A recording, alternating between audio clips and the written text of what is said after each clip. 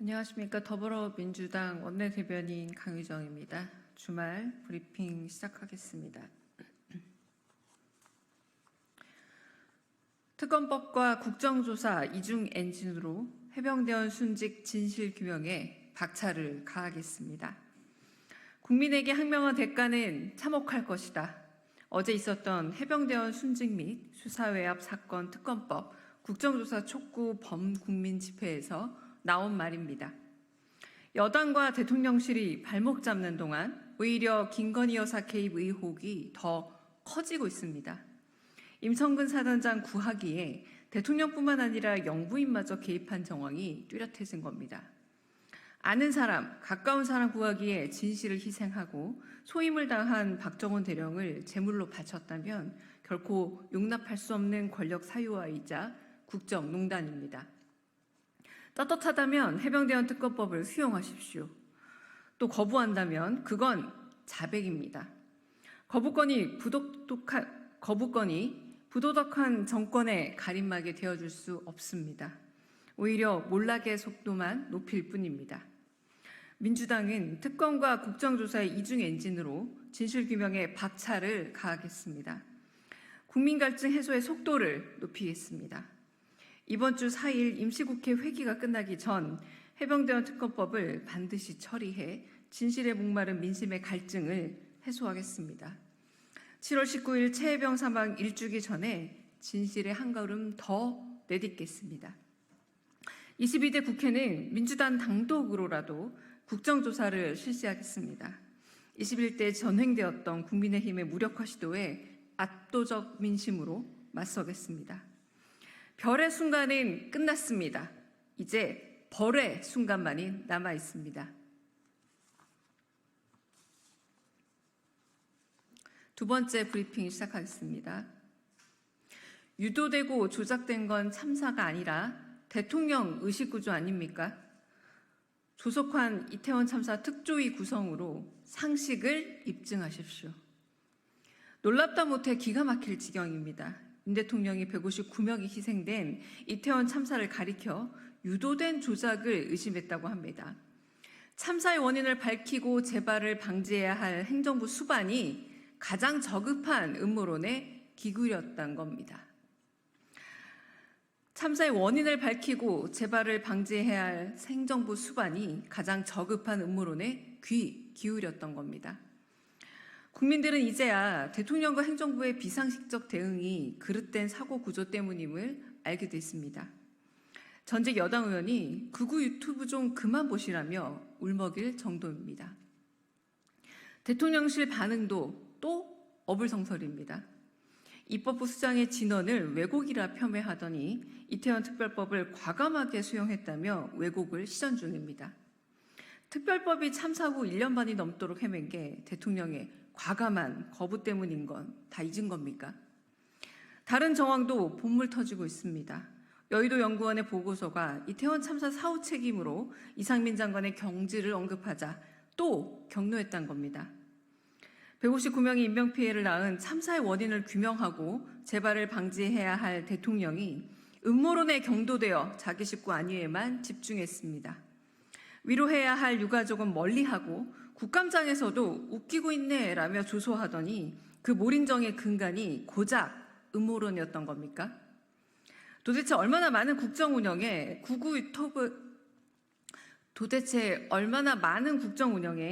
극우 유튜버의 주장과 음모론이 스며들어 있는 겁니까? 지금이라도 이태원 참사 유가족을 한 분 한 분 만나 사과하십시오. 또한 대통령 당신의 상식을 국민에게 입증하십시오. 그 첫 번째는 바로 특별법을 위한 특조위 구성입니다. 국민의힘은 하루빨리 특조위를 구성하고 운영하십시오. 그것만이 이태원 참사의 진상을 규명하고 대통령 의사결정 구조의 건전성을 입증하는 길입니다. 감사합니다.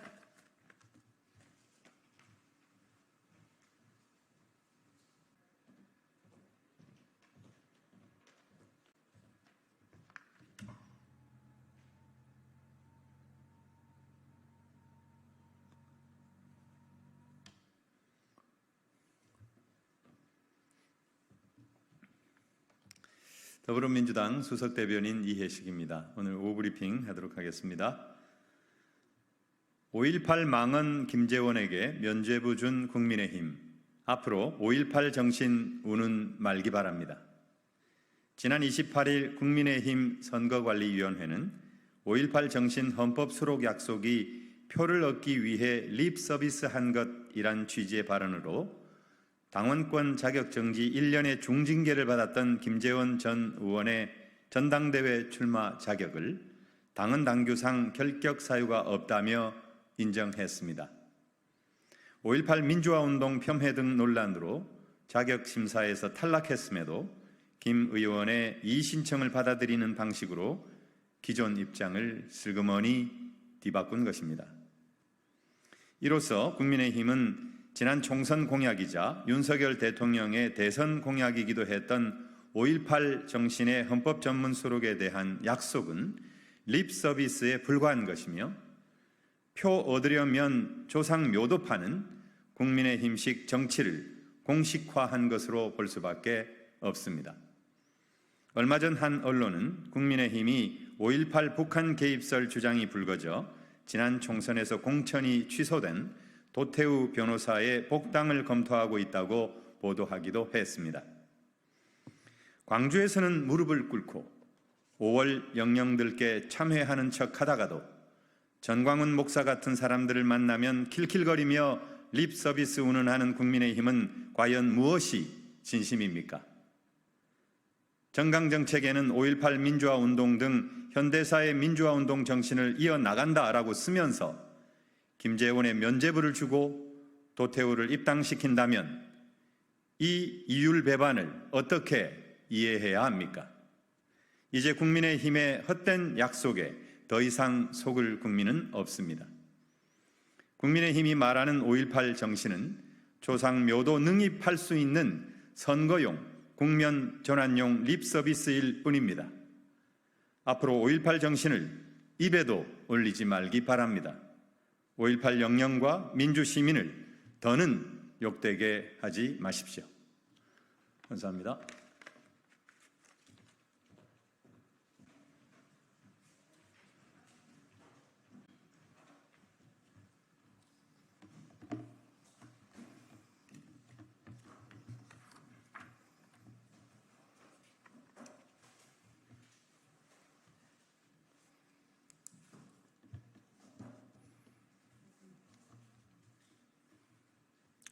안녕하십니까. 국민의힘 수석대변인 곽규택입니다. 금일 열렸던 제19차 고위당정협의회 결과를 브리핑하겠습니다. 오늘 고위당정협의회에서 논의 결정한 사항은 다음과 같습니다. 첫 번째, 화성 공장 화재 사고 피해 수습 및 재발 방지 대책입니다. 당정은 지난 6월 24일 발생한 화성 공장 화재 사고로 소중한 생명을 잃은 23분의 명복과 유가족에 대한 깊은 애도의 뜻을 표명하고 신속한 피해 수습을 위한 지원에 총력을 다한다는 데 뜻을 같이하였습니다. 특히 당에서는 피해자 유가족에 대한 지원이 무엇보다 중요하다고 지적하고 장례부터 발인까지 빈틈없이 지원할 것을 당부하였습니다.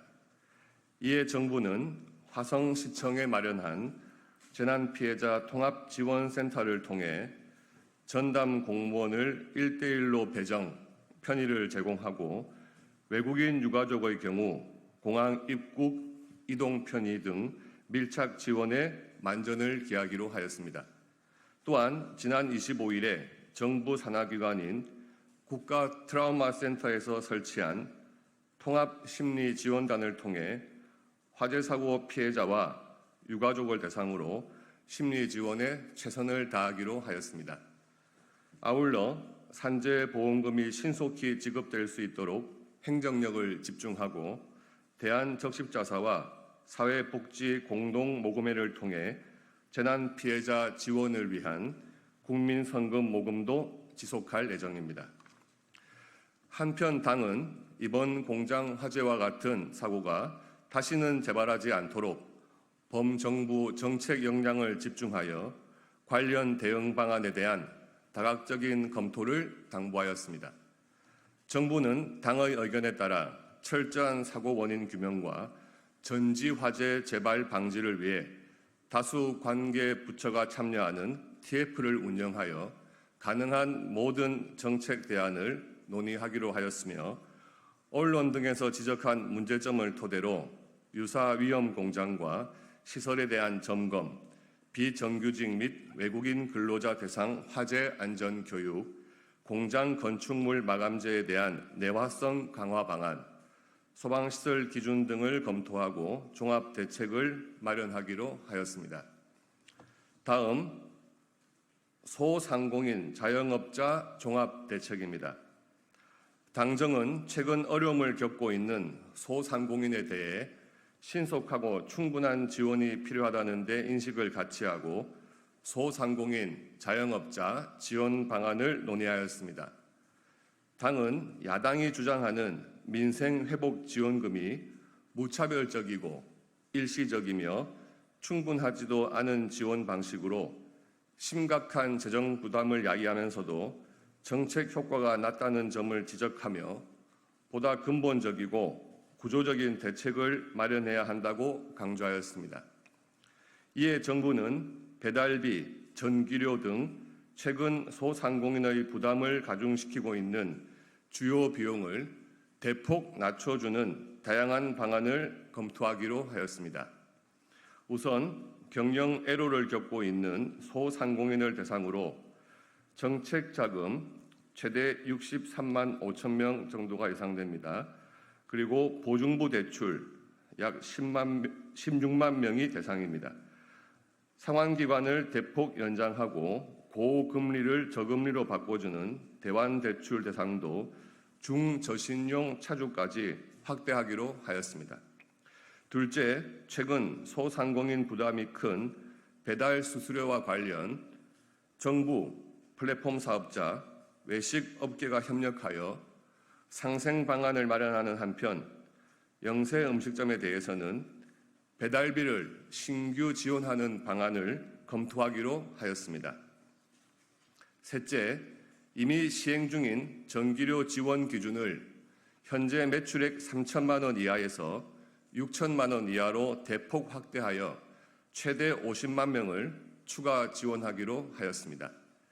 넷째, 소상공인의 임대료 부담 완화를 위해 올해 말 종료 예정인 착한 임대인 세액공제 지원 기간을 내년도 말까지 연장할 수 있도록 관련 법 개정을 위해 당정이 적극 협력하기로 하였습니다. 다섯째, 소상공인의 스마트 디지털 기술 접목을 통한 경쟁력 강화와 판로 확대 등을 통한 소기업으로의 도약을 적극 지원하기로 하였습니다. 끝으로 정부는 심각한 경영 애로를 겪고 있는 소상공인에 대해서는 채무 조정 등을 위한 새 출발 기금 지원 규모를 대폭 확대하고 지원 요건도 완화하는 한편 취업, 재창업을 지원하기 위한 확실한 재기 지원 방안도 마련하기로 하였습니다.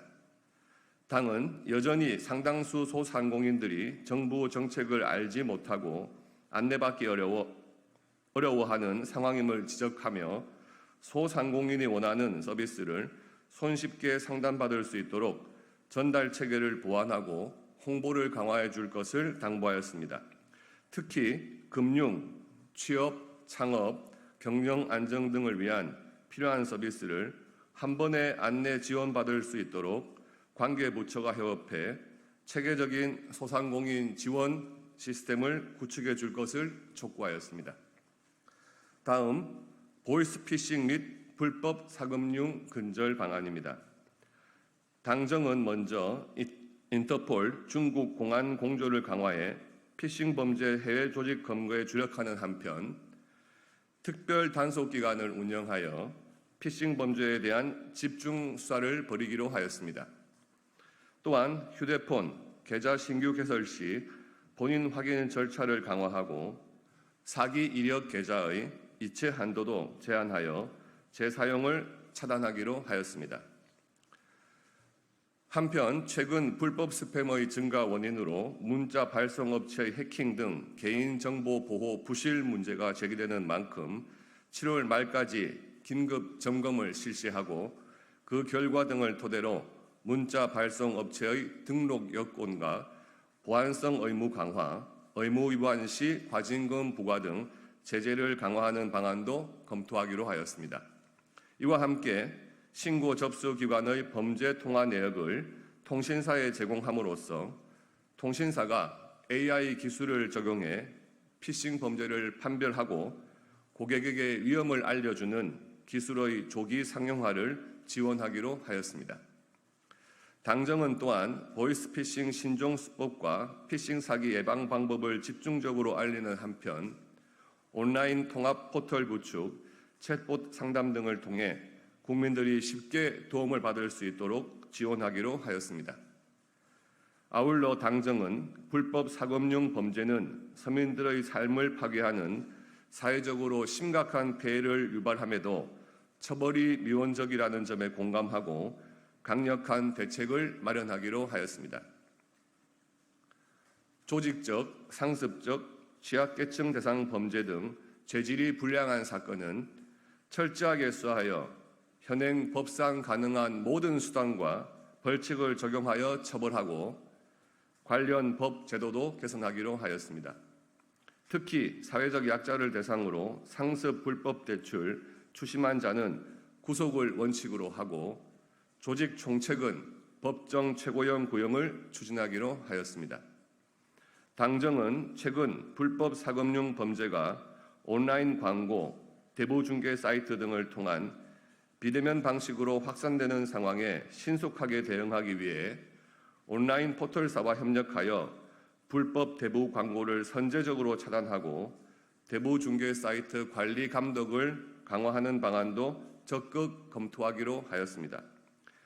아울러 당정은 안정적인 서민 금융 공급과 불법 사금융 피해자들의 고통 감소를 위해 성착취, 지인 추심 등 반사회적 불법 대부 계약의 무효화 소송을 지원하고 불법 채권 추심 피해 우려가 있는 가족, 지인에게까지 채무자 지원 대상을 확대하는 방안을 추진하기로 하였습니다. 마지막으로 저출생 고령화 대응 부처 신설 방안입니다. 당정은 저출생 고령화 대응을 위한 강력한 컨트롤 타워로서 부총리급 기획부처인 인구전략기획부 신설에 공감하며 정부 조직 개편 방안에 대하여 심도 있는 의견을 나누었습니다. 인구전략기획부는 인구 관련 중장기 국가발전 전략 수립, 인구정책 기획 평가, 저출생 사업 예산 배분 및 조정, 사회부총리 기능을 수행할 수 있도록 하고 구체적 정책 및 사업은 각 부처가 담당하도록 할 계획입니다. 이와 관련하여 인구전략기획부 신설 근거를 담은 정부 조직법과 저출생 사업 예산 배분 및 조정 공안 등을 담은 저출산 고령사회 기본법 개정안을 7월 중 신속히 발의하여 추진하기로 하였습니다.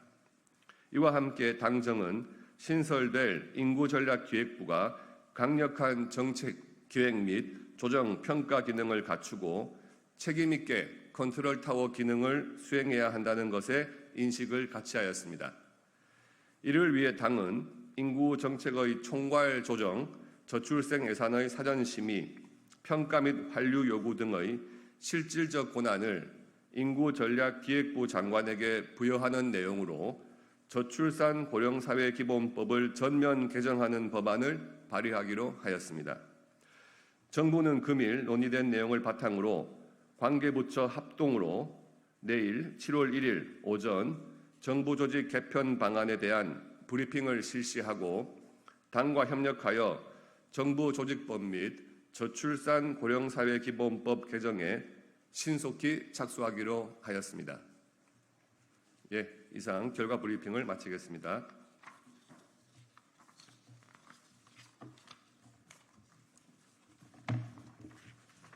감사합니다.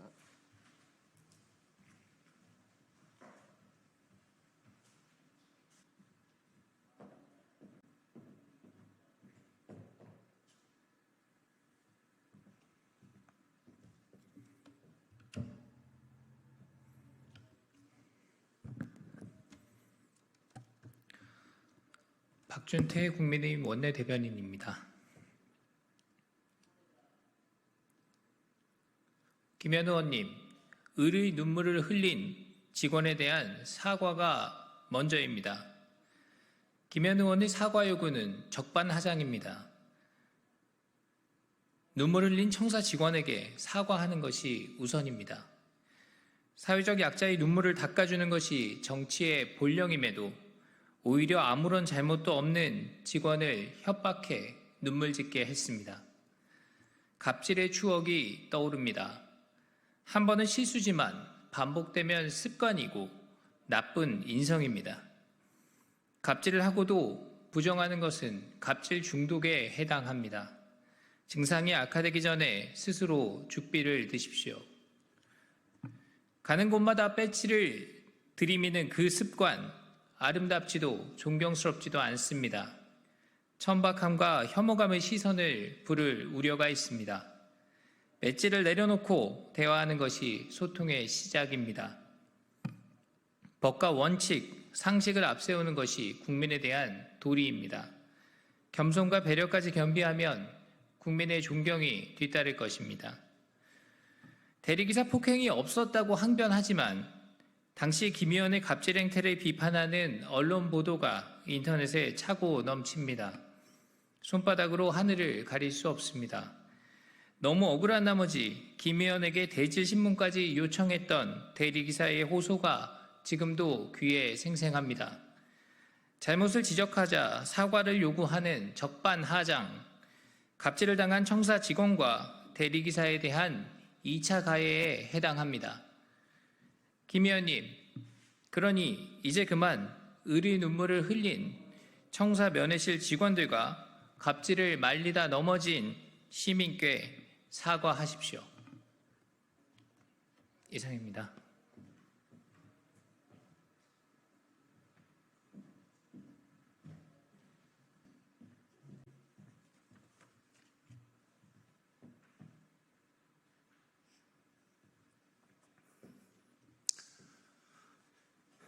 시작 캠프 정광재 대변인입니다. 논평 시작하겠습니다.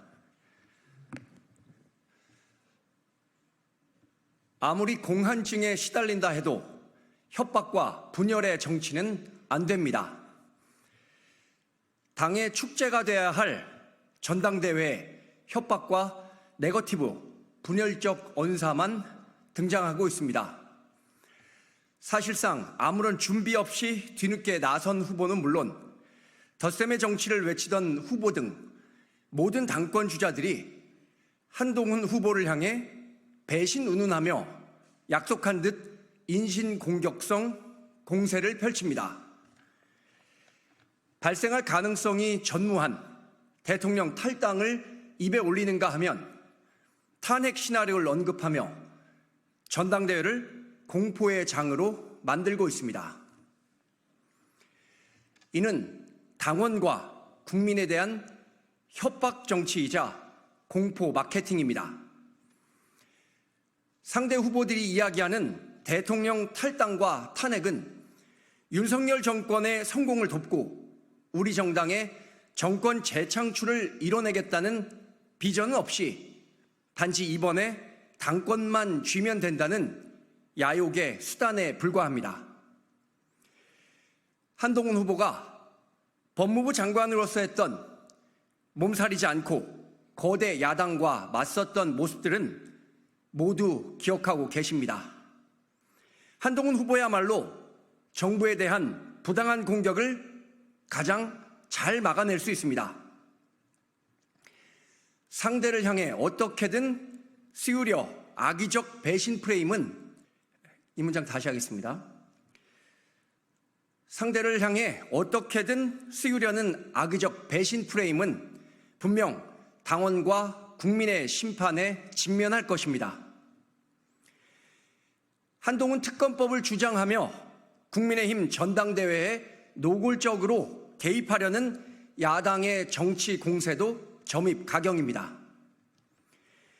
야당은 이미 공수처와 경찰 수사심의위원회 등 수사기관에서 무혐의로 종결된 사안을 두고 특검을 하겠다고 나섰습니다.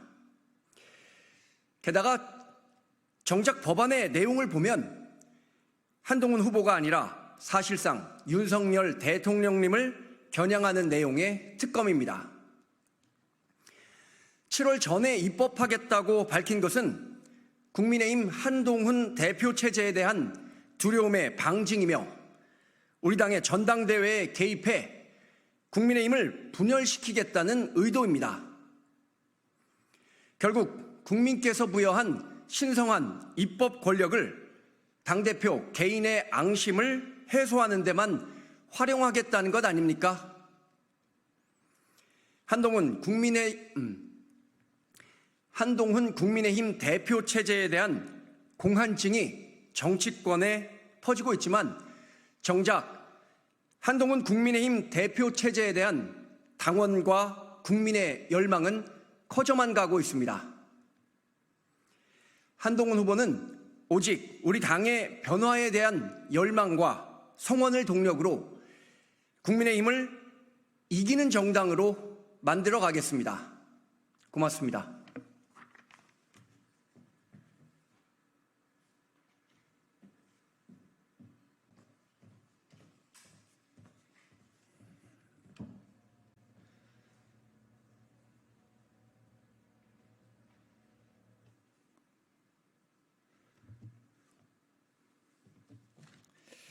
네, 더불어민주당 수석대변인 이해식입니다. 오늘 브리핑 하도록 하겠습니다. 윤석열 정권의 방송장악 쿠데타, 민주당이 전력을 다해 막아내겠습니다. KBS에 이어 MBC까지 공영방송 전부를 장악하겠다는 검사 독재 정권의 민낯이 드러났습니다. 윤석열 대통령이 특수부 검사 출신 김홍일을 방통위원장에 앉힌 지 5개월 만에 MBC 최대 주주인 방송문화진흥회와 KBS, EBS의 이사선임 계획을 의결했습니다. 비밀 군사작전을 방불케 했습니다. 김홍일 방통위원장은 3일 전인 6월 25일까지도 국회 과방위원들에게 공영방송의 이사 선임 계획을 부인했습니다.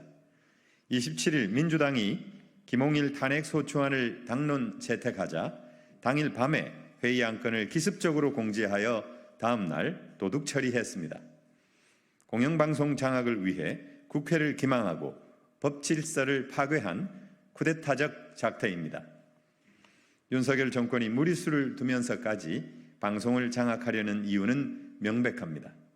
총선에서 패배한 것도 대통령 지지율이 저조한 것도 좌파 언론의 선동이라고 믿고 있기 때문입니다.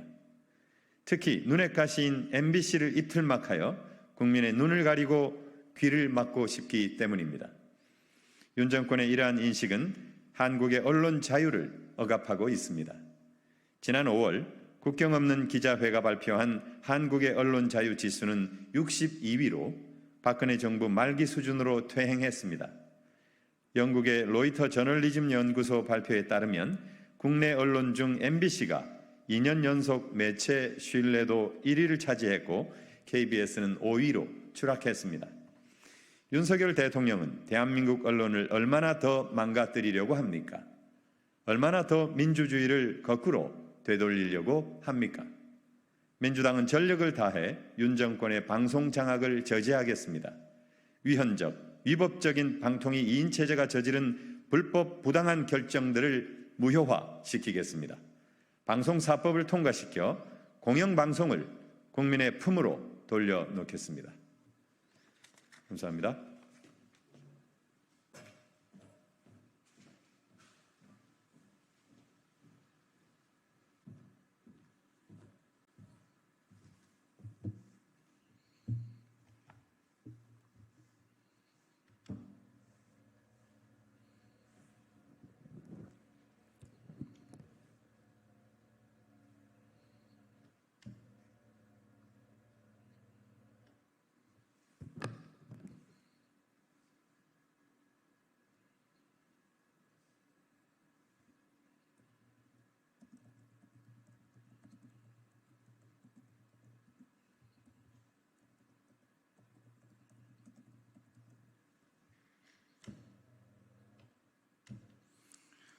안녕하세요. 나경원 국민의힘 당대표 후보 대변인 김민수입니다.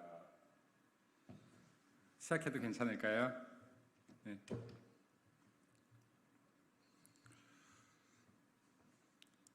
공안증의 다른 이름은 보수 분열에 대한 공포입니다.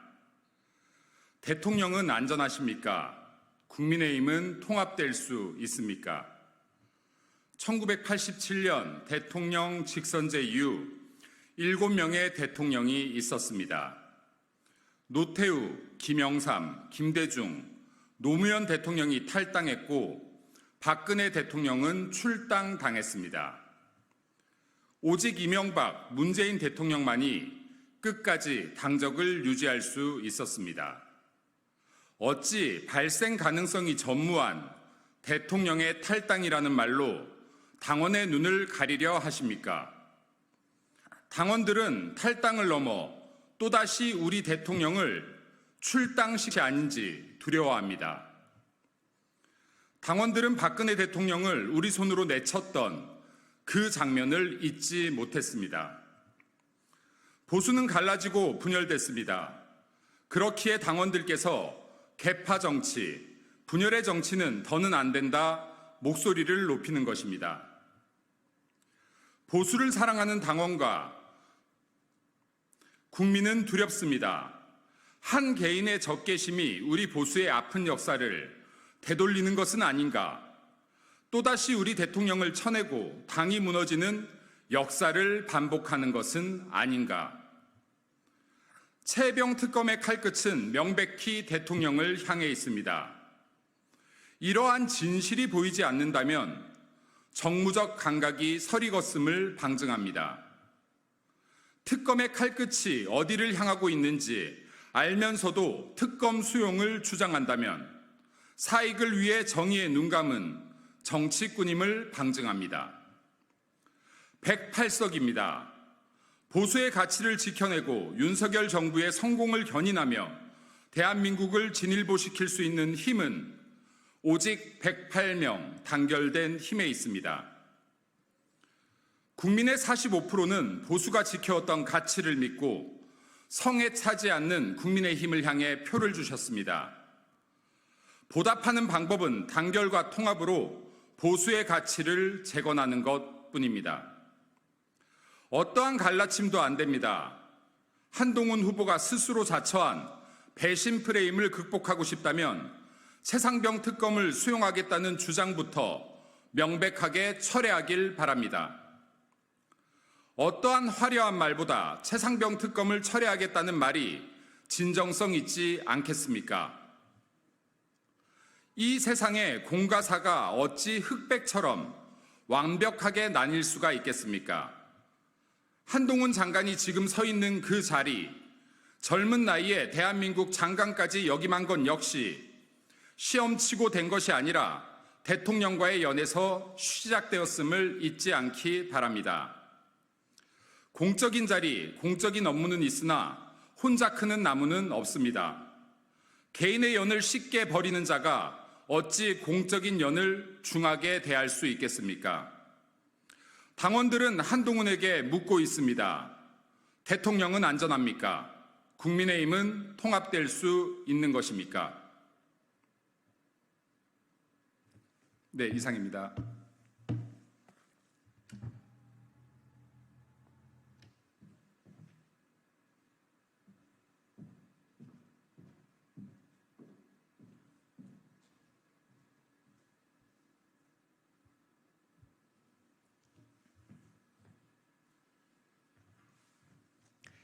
개혁신당 부대변인 정국진입니다. 인구부 신설 전에 여가부 존치부터 정리해야 라는 제목의 논평 발표에 올리겠습니다. 정부와 국민의힘이 인구전략기획부를 신설하는 법안을 내달 발의한다고 발표했습니다. 대통령실 및 정부 고위 관계자는 여가부 폐지는 별개 사안이며, 다시 하겠습니다. 죄송합니다.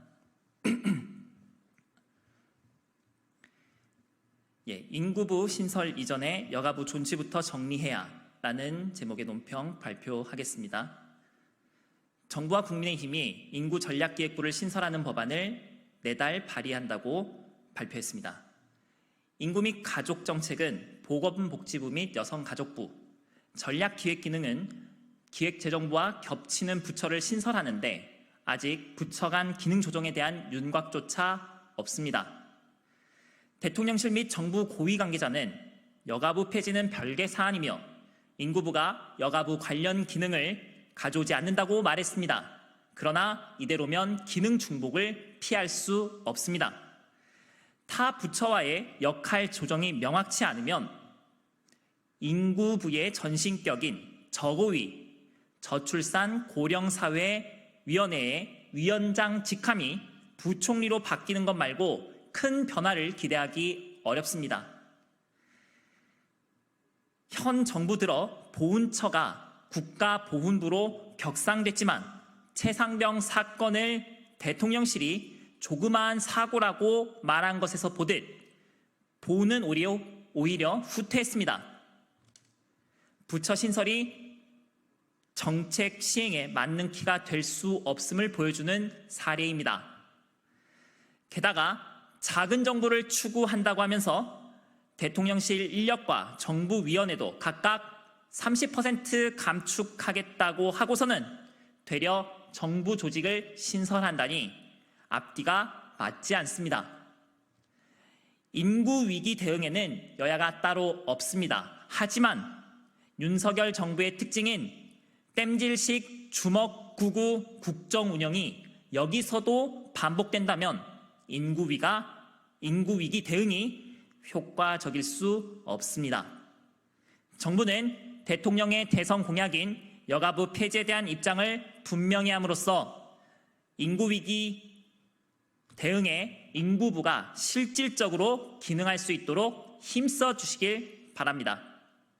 감사합니다.